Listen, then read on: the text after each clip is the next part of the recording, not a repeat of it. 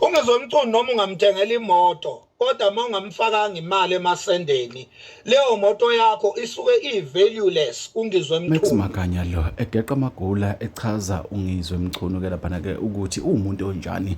Abantu abaningi bavumelene noMax kakhulu kule nkulumo ke ayenzile kanti bakhona futhi ke abaphikisane naye. Kodwa ke uDaba lisaqhubeka khona kusiqiniseko esemithu ungakhohlwa ukusubscribe ke uphinde ulike lama video nanti uDaba awuluzwe. Awubona ungizwe mchunu usuke ubona uhenquza.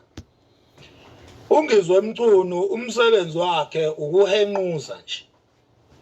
Into ayifunayo ungizwe mchunu imali kuphela. Ayikho enye into. And imali uyifuna in exchange of a trend. Ungizwe mchunu uma ngabe sondele eduze kwento isuke izotrenda leyo nto leyo. Yena into ayifunayo uyahenquza ufuna imali. So ungizwe mchunu umhenquzi uyabo umhenquzi nje yonke into ayibonayo ukuthi engathi ine potential yokudonsa amehla abantu uyangena lapho ungizwe mchunu.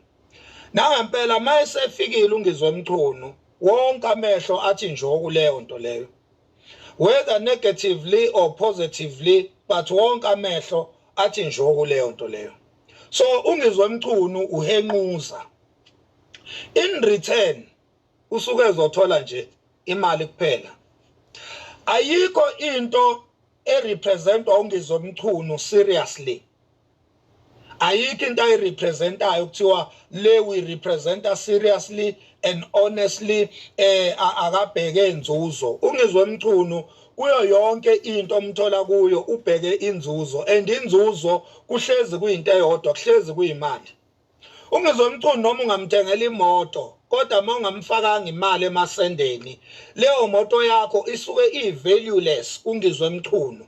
Iyi-value kuwe wena omthengela yona kodwa ungizwe mchunu akanandaba nezinto. Ungizwe mchunu unendaba nemali nje kuphela. Ungizwe mchunu ngisho ungamakhela indlu ime ithi mpo. Ungizwe mchunu akanandaba naleyo. Into anendaba nayo ungizwe mchunu imali kuphela. Uyabo? Into ejabulisa ungizwe mchunu ukuthi umuphi imali. Ayikho enye indlela ongajabulisa ngayo umacingwane ngaphandle kokuthi umuphe imali. So ungizwe mchunu uhenquza. Bengithi nje angini-update. Ungizwe mchunu yini uhenquza. Umsebenzi wakhe nje ukuhenquza. Yaloke indaba bafethu ke uMax Makhanya lo udume kakhulu ku TikTok ke ukhuluma ke ngongizwe mchunu ngikholwa ukuthi umzulu embola semakhaya ke ngicela ungakhohlwa ukusubscribe ke siphinde sidibana kwezinye